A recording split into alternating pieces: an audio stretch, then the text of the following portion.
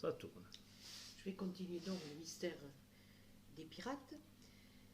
Donc Annie est en possession de la clé, mais maintenant il faut trouver ce fameux coffre. Alors je fais un petit retour en arrière. Sur la carte de Venise, vous apercevrez la forme d'une main, une main droite ici, et la main gauche ici. Et dans l'énigme, il disait que le coffre se trouve sur le pouce de la main droite. Voilà la main droite, le pouce est là. Et ce sera donc dans le palais des Doges que se trouve le coffre. Voilà le cimetière, l'endroit où Annie et Jacques ont trouvé la clé. Et donc, pour aller au palais des Loges, il faudra se rendre ici. Nous avons laissé Annie et son oncle dans la file d'attente de la visite d'un musée. Comme il y a beaucoup de monde, le tonton décide de partir et propose à Anne d'aller en visiter un autre. Je vais te prendre quand même une photo devant, ça te fera comme si on l'avait vu. Mets-toi à côté du lion. Ah non, hors de question. Anne s'arrête net de rouspéter. Derrière elle, un lion de pierre sort la tête du mur, crinière hérissée et gueule ouverte. L'entrée du palais est dans la gueule du lion, disait le message. Fernand, l'œil collé au viseur de son appareil photo, guide Anne. Plus à gauche. Souris un peu. Parfait. Discrètement, Anne plonge la main dans la gueule de la statue, glisse sur la pierre froide et touche un crochet qui bouge sous ses doigts. Elle continue à sourire. Elle sourit même franchement. Sa main a croqué qu'elle a trouvé l'ouverture secrète du palais. Ce soir, dès que Jaco pointe le bout de son nez, sûr, elle revient avec lui. Toute la journée, Anne suit dans le ciel la course du soleil. Quand il se décide enfin à colorer de rose les façades des palais, les Vénitiens regagnent leur maison, les touristes leur hôtel, et Fernand son lit. Ouf. Chapitre 8, au fond du puits. La lumière pâle de la lune rend les façades des maisons lisses comme des décors de théâtre. Jaco guide Anne à travers le dédale de rues silencieuses. Enfin, ils atteignent la place San Marco, déserte. Anne rejoint le lion de pierre.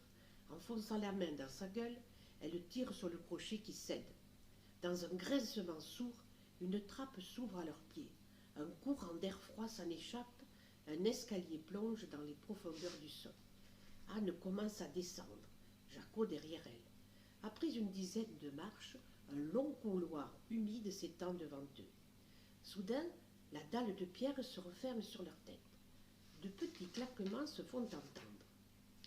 Mes dents, clac, clac, mes dents, clac, clac, mes dents, clac, bredouille Anne. Corne de bouc, chuchote Jaco. Comment ton grand-père connaissait-il ce passage secret? Anne hausse les épaules. C'était un historien, n'oublie pas. Il avait accès aux archives secrètes de Venise. Une volée de marche apparaît. En haut, une porte en bois. Anne la pousse. Derrière, l'air est sec. Malgré la pénombre, il distingue un large escalier en marbre, orné de statues et de tableaux. L'escalier d'or. Nous sommes dans le palais, triomphe Jaco. Tu te rends compte, Anne, tous les ambassadeurs étrangers montaient cet escalier pour aller voir le puissant doge, le gouverneur de la République de Venise. Je venais avec mon père à nos débuts de fantôme. Aujourd'hui, à cause des touristes, papa préfère sortir la nuit. Anne prend un plan du palais sur un présentoir et le déplie au sol. Le coffre est dans le puits des puits. Une cour avec plusieurs puits, un puits avec d'autres puits à l'intérieur, comme des poupées russes. Elle s'interroge. Un doigt pâle traverse la carte. La prison du puits, ou prison nouvelle, explique Jaco. Au début, ils enfermaient les prisonniers sous les toits du palais, mais la chaleur était insupportable en été. Alors ils ont construit un nouveau bâtiment à côté. J'aurais dû m'en souvenir. J'en ai vu les travaux. Une prison moderne demande Anne. D'infâmes cachots, oui, s'énerve Jaco. Au lieu d'y mourir de chaud, on y mourait de froid. C'est pour cela qu'on appelait cette prison les puits. Anne se relève. Le trésor est là-bas. Quel est le chemin le plus court pour y aller? Jaco désigne un panneau. Suite de la visite avec une flèche. Pas moyen de prendre un raccourci. De sa lampe, Anne éclaire les tableaux couvrant les murs, les statues et les plafonds peints. Tout à coup, un rire énorme résonne. Anne et Jaco se cachent derrière une statue, retenant leur souffle. Bientôt, un rond de lumière apparaît, suivi de pas traînants. Puis un bruit de mouchage et des voix d'hommes. Ouf, ce ne sont que deux gardiens qui passent à côté d'eux sans les voir. Alors, Anne et Jaco continuent leur visite, mais en silence. Enfin, ils traversent le pont des Soupirs, d'où les prisonniers apercevaient la ville pour la dernière fois avant de rejoindre leur cachot. Un vent glacé venu de la mer s'enroule autour d'eux. Prison des Puits, annonce fièrement le panneau, ajoutant prison neuve. Anne fronce les sourcils. Les cachots sont petits et sombres. Heureusement que ton père a coulé avec son bateau. Sinon, il aurait peut-être fini sa vie de pirate ici. Jaco hoche la tête gravement. Après un couloir sinueux bordé de cellules, il découvre une petite cour intérieure. Là, juste au milieu, se dresse un puits. Le puits des puits. Enfin. Anne se retourne triomphante. Mais Jaco a disparu. Tant pis pour lui. Impatiente, elle sort la vieille clé gravée de sa poche et se penche au-dessus du puits. Elle se sent observée. Quelqu'un est là, derrière elle. Quelqu'un ou quelque chose avec du feu. Sur le mur, des silhouettes dansent à la lumière des flammes. Dernier chapitre.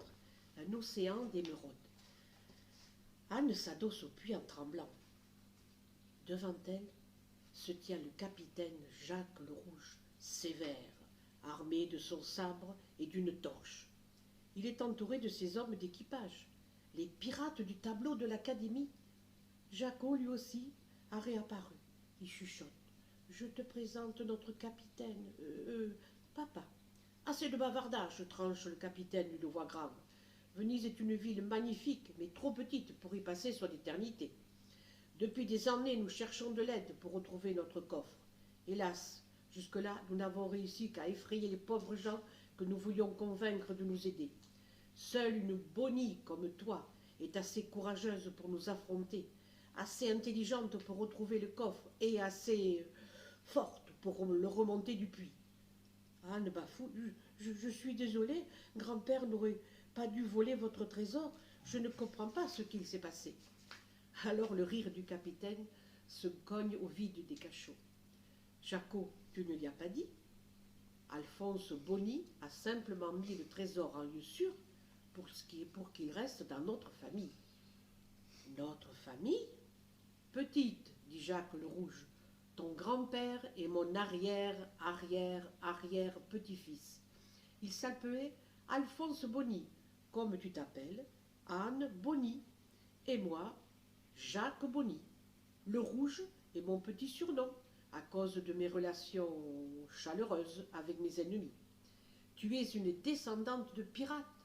Voilà pourquoi tu es si courageuse. Anne est stupéfaite. Elle, une pirate? Elle a envie de serrer son arrière-papy dans ses bras, mais il n'a pas l'air très porté sur ce genre d'effusion. Bon, autant agir. Que fait un pirate dans cette situation? Anne pousse la lourde grille qui recouvre le puits et descend le long de l'échelle de fer scellée à la pierre. Son cœur bat dans ses oreilles au fur et à mesure que le noir s'épaissit.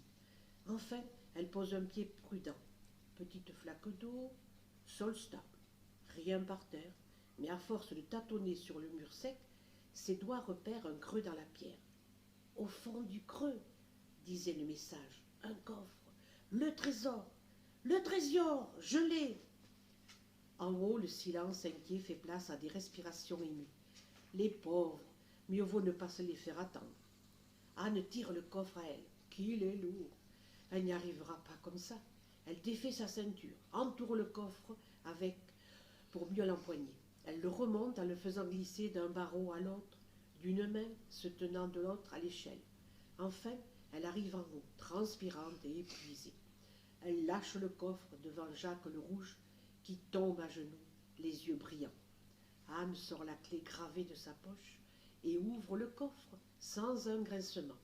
Elle sourit, tandis que le rire du capitaine résonne à nouveau. Ha ha ha, son cher trésor! Un océan de pierres d'or scintille. piquetée d'émeraudes verts et de beaux rubis grenats. D'émeraudes vertes et de beaux rubis grenats. Merci, merci, petite, murmure le pirate, tu nous rends notre liberté. Dès que notre navire sera de nouveau complet, nous traverserons les océans du monde pour rejoindre la lumière de nos Caraïbes. Alors Anne, très fière, parcourt le musée en sens inverse, portant le coffre, escortée d'une rangée de fantômes. Puis ils sortent du palais. D'un ponton de bois, Anne détache une petite barque et rame jusqu'au milieu de la rade. L'eau est parfaitement noire. « C'est ici, l'arrête Jacques le Rouge. Tu peux nous rendre notre trésor maintenant. » Anne soulève le coffre et sans hésiter, car une bonnie n'hésite pas, elle le fait glisser par-dessus bord. Dommage de ne pas pouvoir garder quelques pièces d'or. Le coffre flotte à la surface de l'eau, puis disparaît. Aussitôt, Jacques et ses hommes plongent dans les profondeurs noires.